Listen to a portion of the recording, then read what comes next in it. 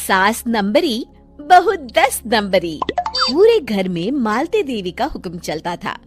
अपनी बड़ी बहू को वो टीवी के रिमोट की तरह कंट्रोल करती थी। चलो, देर हो रही है। 12 बजे से पहले लड़की वालों के यहाँ पहुँचना है। हाँ हाँ, चलती हूँ। मैं तो भगवान से बस ये दुआ कर रही हूँ कि जिस तरह मेरी बड़ी बहू मेरी मुट्ठी में है, उसी तरह मेरी छोटी बहू भी मेरे इशारे पे नाचे।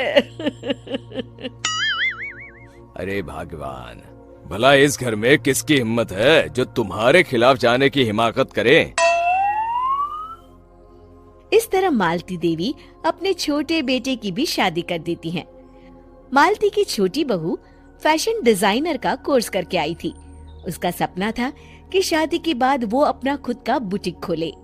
एक दिन, क्या बात है छोटी, तू तो एक से बढ़कर एक डिजाइन बना लेती है। इसमें कौन सी बड़ी बात है दीदी, आप चाहे तो मैं आपको भी सिखा सकती हूँ। हाँ, फिर हम दोनों मिलकर एक बुटीक खोल लेंगे। लेकिन दीदी, उसके लिए तो बहुत पैसे लगेंगे। हाँ तो क्या हुआ, पैसे माँ जी से ले लेंगे। हाँ हाँ, मेरे पास तो पैसों का पेड़ है ना, तोड़ के तुम दोनों को दे दूंगी। मेरी एक बात अच्छी तरह समझ लो, मैं तुम दोनों को एक ढेला भी नहीं देने वाली। बड़ी आई बुटीक खोलने वाली। ये आप क्या कह रही हैं माँ जी? आप हमारी मदद नहीं करेंगी तो कौन करेगा?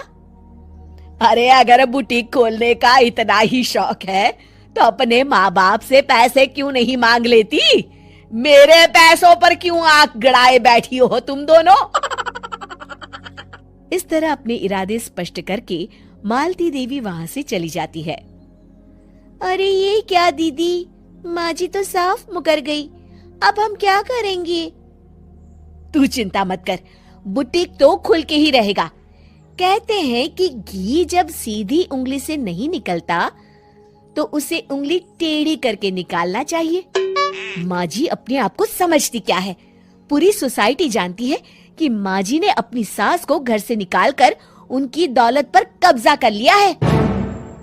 हाँ दीदी, अब तो जैसे को तैसा करना पड़ेगा। फिर दोनों बहुएं मिलकर एक साजिश रचती हैं।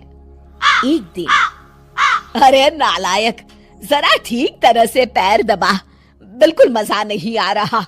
खाने पीने में तो कोई कसर नहीं छोड़ती। तभी वहां बड़ी बहू हाथ में एक फॉर्म लेकर आती है। माँ जी, आपके लिए एक खुशखबरी है। सरकार सभी बुजुर्गों को हर महीने 10,000 रुपये पेंशन देने वाली है। अरे ये क्या कह रही है तू? क्या सच में मुझे हर महीने घर बैठे 10,000 रुपये मिलेंगे? हाँ माँ जी, दीदी सच कह रही है। कल टीवी न्यूज में इस बारे में बता रहे थे। बस आप ये फॉर्म पढ़ के इसे भर दीजिए और अपने दस्तखत कर दीजिए। मैं इन्हें ले जाकर जमा करवा देती हूँ। अरे नालायक, बड़ी कामचोर है तू। इस बुढ़ापे में कहा तुम मुझसे फार्म भरवा रही है, खुद ही भर ले। मैं दस्तखत कर देती हूँ। ठीक है माँ जी। फिर बड़ी बहू बड़ी चालाकी से फॉर्म के पन्नों के बीच प्रॉपर्टी के पेपर छिपा कर रख देती है और उन पर मालती देवी के दस्तखत करवा लेती है। कुछ दिनों के बाद मालती देवी अपने पति के साथ 2 दिनों के लिए अपने एक रिश्तेदार के यहाँ जाती है। दूसरी तरफ दोनों बहुएं पूरे घर पर अपना कब्जा कर लेती हैं।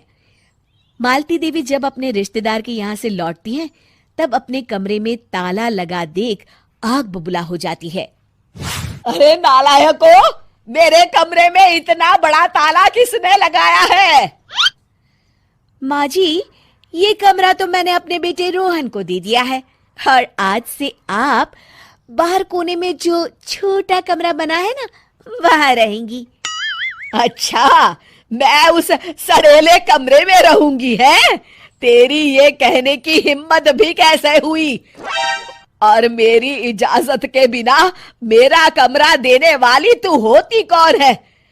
लगता है तू भूल गई, इस घर की मालकिन मैं हूं। तभी वहां छोटी बहू आती है। अरे माँ जी, आप इस घर की मालकिन नहीं है। अब इस घर की नई मालकिन हम दोनों बहुएं हैं। ये देखिए, इन प्रॉपर्टी के पेपर पर आप ही के दस्तखत है। अरे भाग्यवान, ये तुमने क्या कर दिया? दस्तखत करने से पहले एक बार ठीक से पढ़ तो लेती। अरे लेकिन मेरी बहुएं मेरे साथ ऐसा कैसे कर सकती है? अरे तो इसमें कौन सी अचरज की बात है? तुमने भी तो अपनी सास को घर से बाहर निकाल दिया था। टूटा फूटा ही सही, शुक्र करो कि इन दोनों ने कम से कम हमें रहने के लिए कमरा तो दिया। तुमने तो अपनी सास को वो भी नहीं दिया था। आज समझ में आया, जैसी करनी वैसी भरनी। चलो, अपना सामान उठाओ और चलते हैं।